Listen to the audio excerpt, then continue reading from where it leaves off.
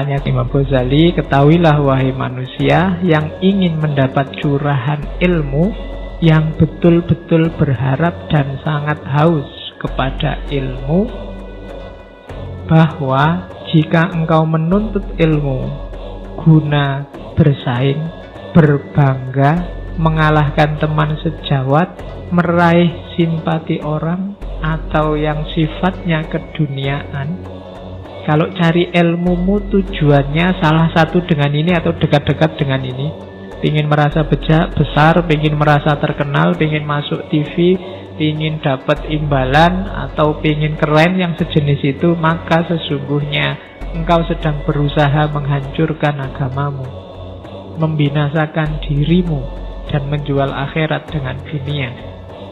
Eman-eman ilmumu kalau terminalnya hanya dunia. Dan kalau kamu memang tujuannya itu tadi semua, titik-titik itu berarti beberapa saya loncati karena uraian, kamu juga sedang menistakan gurumu. Kenapa? Karena itu berarti gurumu telah membantumu dalam berbuat maksiat, serta menjadi sekutumu dalam kerugian tersebut.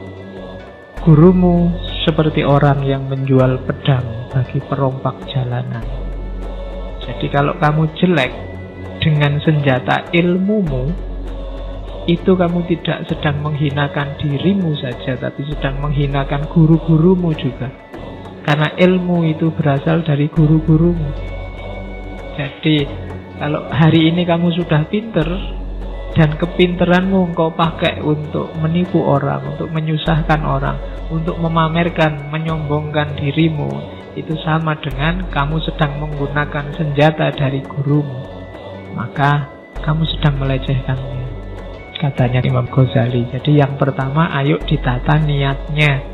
Apa tidak boleh Pak memanfaatkan ilmu untuk dunia? Boleh, tapi dia bukan terminal terakhir. Itu biarkan saja, nanti efeknya jalan sendiri kok. Kalau kamu pinter, insya Allah kamu akan terkenal dan dikenal. Tapi jangan dijadikan tujuan. Kayak orang menempuh jalan sufi, mungkin kamu sedikit-sedikit dapat karomah, tapi jangan terpesona oleh itu, dan jangan itu tujuannya. Kalau tujuanmu itu, kamu sedang melecehkan gurumu. Jadi jangan berhenti di situ. Oke, jadi niat awalnya ditata.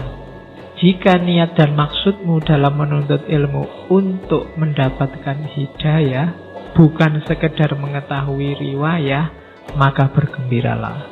Mengetahui riwayat itu berhenti pada ilmu, tidak ada kelanjutannya. Padahal setiap ilmu itu harusnya hidayah, menuntunmu semakin dekat pada Allah. Kalau hanya riwayah itu biasanya hanya untuk pamer, hanya untuk tujuan-tujuan keduniaan, bukan jenis hidayah, tidak membuka matamu, tidak membuatmu tercerahkan. Sesungguhnya kalau memang yang kita cari hidayah, katanya Imam Ghazali, sesungguhnya para malaikat membentangkan sayapnya untukmu saat engkau berjalan, dan ikan-ikan di laut memintakan ampun bagimu manakala engkau berusaha. Tetapi katanya Imam Ghazali, engkau harus tahu sebelumnya bahwa hidayah merupakan buah dari ilmu. Jadi prosesnya kita punya wawasan, punya ilmu, terus ilmu ini jadi hidayah atau tidak untuk hidup kita. Dia jadi petunjuk, pencerahan kita, atau jangan-jangan ilmu ini bikin kita jauh dari Allah. Maka ilmu dulu baru hidayah. Jalannya harus lewat ilmu. Jadi hidayah itu tidak akan datang tiba-tiba, harus diusahakan. Kita berusaha untuk jadi orang yang mengalami pencerahan. Kalau niatnya tidak Allah, tidak untuk mencari hidayah dari Allah, kemungkinan besar kita akan finalnya hanya ada di dunia.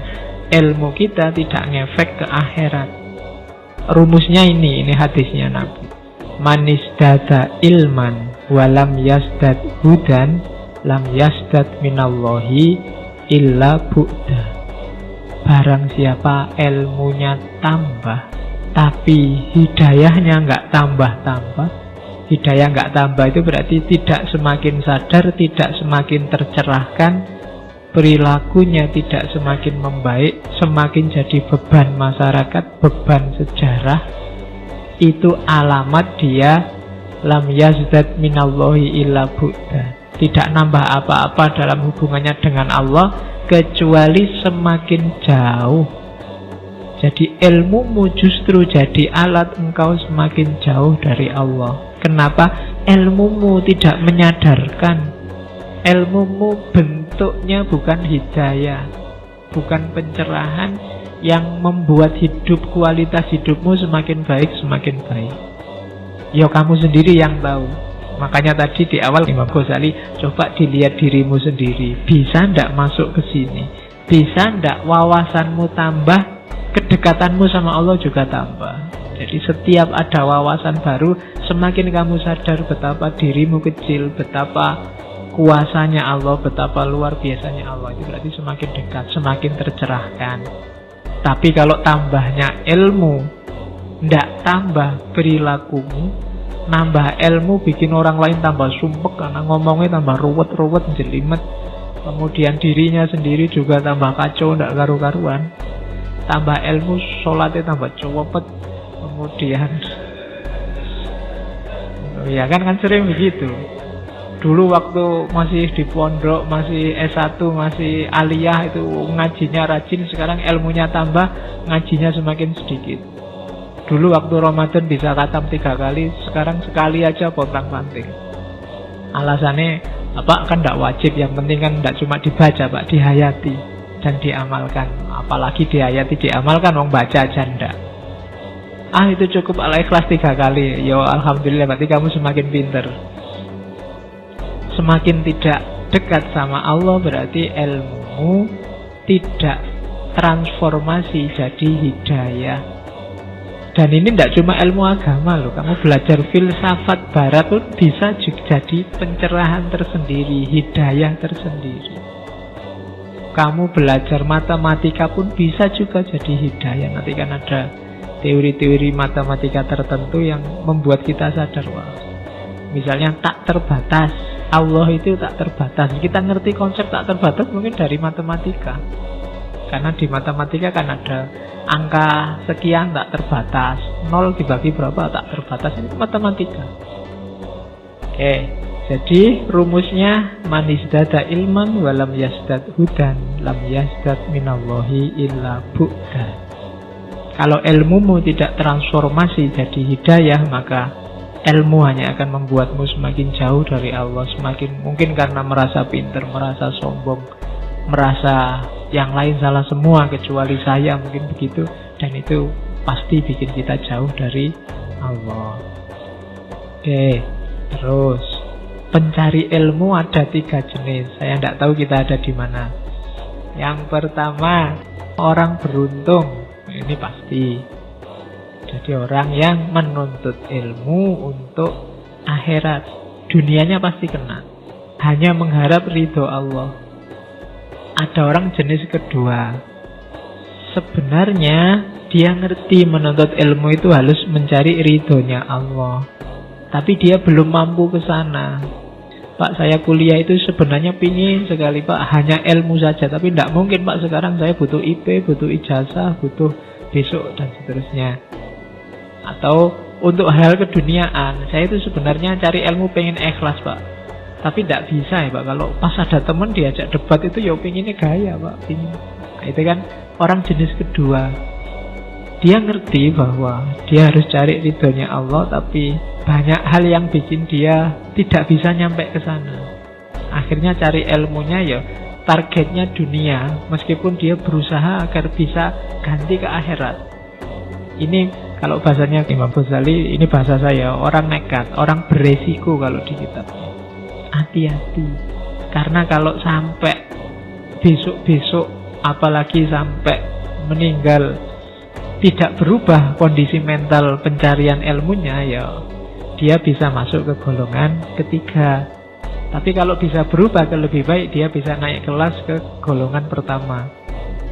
Oke, itu orang jenis kedua, orang yang resiko. Kalau kalian merasa ada di yang dua, cepat-cepat berusaha sekeras mungkin untuk naik kelas. Dan hati-hati jangan sampai tergelincir ke level ketiga. Ke level ketiga itu akhirnya Allah, ya sudahlah, ya memang targetnya terus dunia. manusiawi toh Pak, kita nyari ilmu buat nyari kerja, buat nyari ijazah. Yo manusiawi lah Pak, kita merasa lebih tinggi dari yang lain. Manusia itu kan memang fitrahnya begitu. Sudah nyampe ketiga berarti itu wajar lah Pak, biasa lah Pak, itu sampai level 3. Kita sering salah definisi tentang kata-kata manusiawi itu. Manusiawi itu bukan berarti yang jelek-jelek semua manusiawi, yang baik-baik juga manusiawi kok.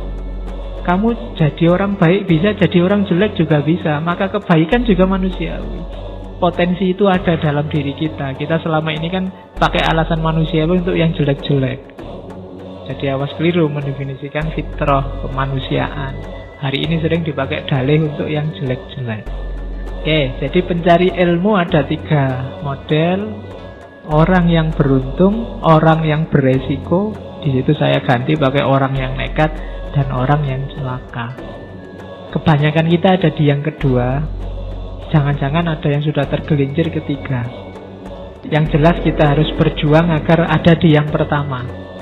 Disitulah nanti malaikat melindungi kita dengan sayap-sayapnya dan semua makhluk mendoakan kita.